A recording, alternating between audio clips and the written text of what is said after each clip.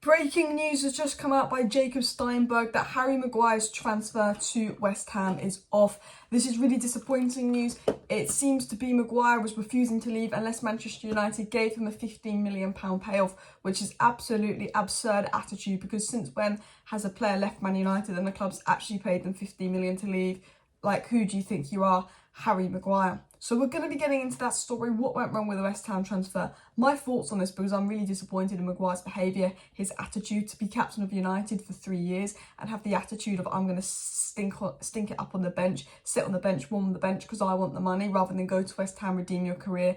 You know, Colwell's doing well at Chelsea, his England spot could be at risk. I'm going to get into that, and then I'm also going to talk about 5 things we learned from Manchester United 1, Wolves 0. So, Jacob Steinberg said Harry Maguire's transfer to West Ham has fallen through. The hold-up was because the hold-up for Harry Maguire to West Ham is due to his payoff with United.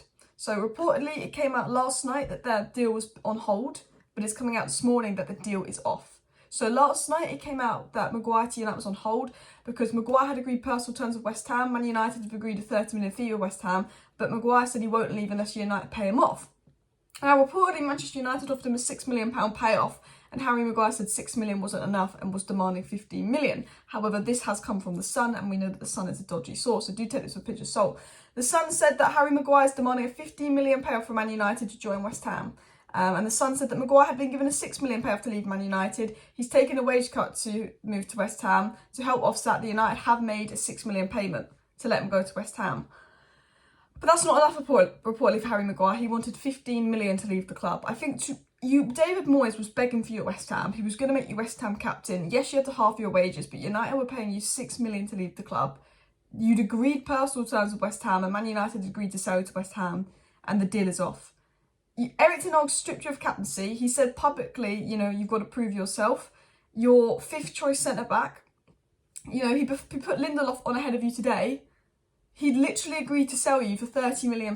The club had agreed to sell you for £30 million, offered you a £6 million payoff. West Ham would have been begging for you. West Ham would have been perfect for you. And you've gone, you know what? I'd rather sit on the bench. I'd rather sit on the bench at United and have the money. What kind of attitude is that?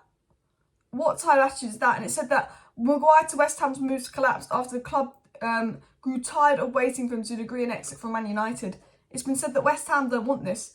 West Ham don't want a player that doesn't want to go to them unless he's getting the money. West Ham thought, you know what, we're not waiting. You know, we want Maguire, we've agreed personal terms with Maguire, we've agreed a deal with Maguire, but actually we're fed up of waiting. If this guy seriously is sitting there saying, I'm not going to leave the club unless you give me £15 million, West Ham decided they want Maguire. The deal has fallen through because Maguire has been arrogant, demanding a £15 million payoff for United. So West Ham have gone, screw that, we're not getting Maguire. So now we're not going to get Pavard or Todibo or all these good names we were linked to, which would have been a good replacement for Maguire, and we're stuck with Maguire for the season. And I said, look, I don't mind Maguire as a 5th choice centre-back. He's not a bad centre-back. But when you're on 200k a week, you cannot be a 5th choice centre-back. You have to be a starter. And he is not good enough to be a starter. So now we've got a player on 200 grand a week, sitting on the bench, that Ten Hag had agreed to sell. Ten Hag is stripped of captaincy, and Ten Hag is told he's not wanted. But this player would not move to a club that did want him, that would play him week in, week out, and would make him captain because he wanted a £15 million payout.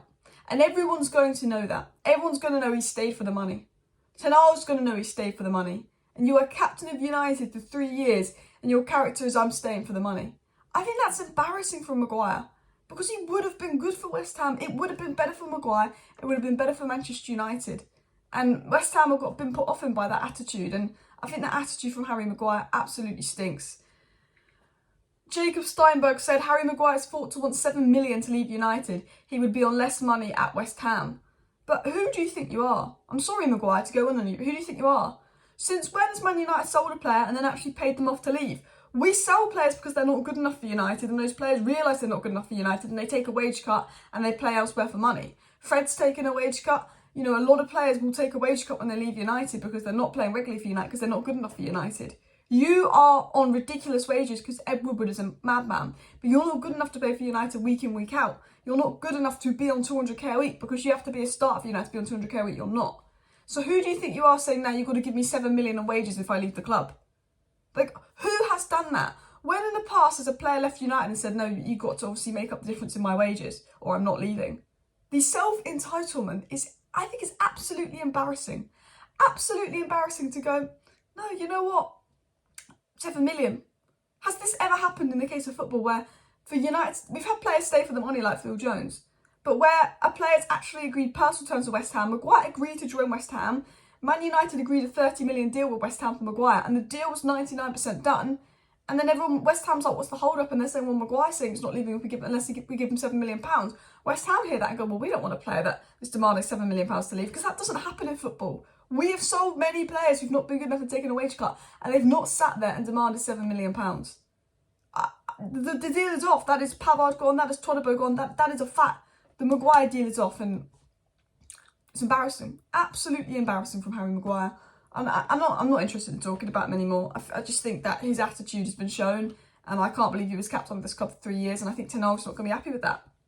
You know, we'll get into Ten Hag's interview on Maguire maybe later, in a video later, but I want to talk about 5 things we learned versus Wolves. I want to talk about the Wolves game, which is another bit of a negative, but it is what it is. It was said, number 1, Casemiro needs more support. The midfield three did not work on his own.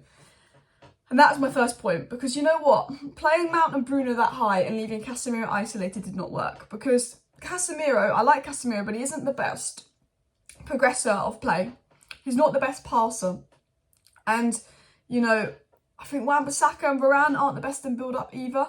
When Martinez came off, who was our best player in build-up, Lindelof came on, we struggled in build-up.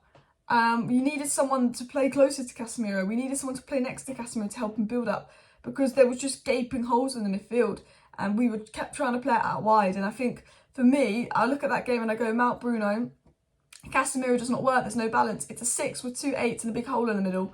One of those players needs to play deeper, or United need to go out and get that Amrabat signing or another key signing in ASAP. That's what I think needs to happen. The second thing that did cause us problems was then there was not enough movement. When Wolves were on the ball, I thought, you know, the attack was pressing great. I thought Bruno and Mount were pressing great. But when Man United were on the ball, when Casemiro was on the ball, when Martinez was on the ball, when Nanada was on the ball, where was the movement? I'm going to put this on the screen if I remember, but there's a big gap in the midfield at many times in that Wolves game when no one was running into that space. No one was running into space. Nanada would have the ball, no one was making runs for him to ping it out. Casemiro would have the ball, no one was running into space.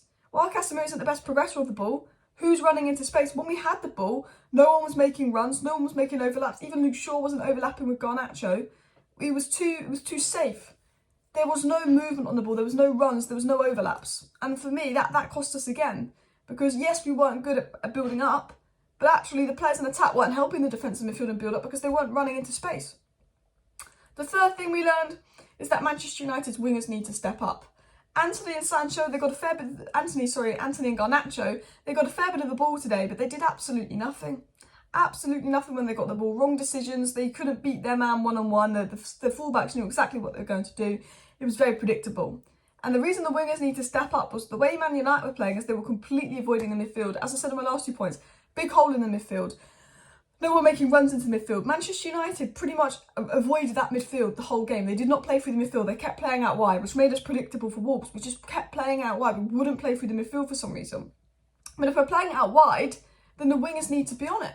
And Garnacho was not on it. And Anthony was not on it. So we're playing out wide, but the wingers weren't a threat. They weren't beating their man. They were predictable. They didn't do anything. You know, for me, yeah. The fourth thing is, honestly, what's changed from last season? I hate to say that because I was so positive with the signings of Onana and Højlund. But what has changed? Another game where our defence is rock solid, our defence keeps a clean sheet and our defence bails us out, where we're lucky to get the points, but our defence has done its job. The attack, not done much on the ball. Final third movement, not good enough. The midfield, getting bypassed, not progressing the ball well. We've signed Onana, great. But we've signed the wrong kind of midfielder. And I don't like to be negative, but we needed someone that was better at controlling games and retention. That's always been our issue. Because right now, from that Wolves game, and I don't want to be reactionary, don't want to be too negative, but what is the difference from that Wolves game and all the games we played at the end of last season? At the end of last season, I said we were tired. No, there's no difference. There's no difference whatsoever. None at all. Not at all. Defence, solid. The rest of the team not doing their job. Defence got us the 3 points again. The fifth and final thing we learned from Manchester United 1, Wolves 0, is Jadon Sancho needs to start the next game. He helps control games better. He does not give the ball away sillily. He's better at just keeping the ball, retaining the ball. He links up with the front three well. But most importantly, Jadon Sancho allows Rashford to play as a left winger. I think Rashford was missed on the left wing. He's our best player. He's our best attacker. 30 goals off the left wing. We played him centrally. He's not good centrally, Marcus Rashford. He can do a job there, but that's not his natural position. Sancho looked very good centrally in pre-season. Sancho was one of Manchester United's best and most effective players in pre-season. Sancho, let's play him. Because he links up with the play well. He will help press. He'll do that off the ball movement, but he'll help control the game. And when Sancho and Eriksen came on, United did get better. So anyway, guys, that is my reaction to Maguire staying. And of course, 5 things we've learned from Manchester United. 1, Wolves 0. Smash a like, smash a subscribe. Thank you for watching. See you next time. Bye.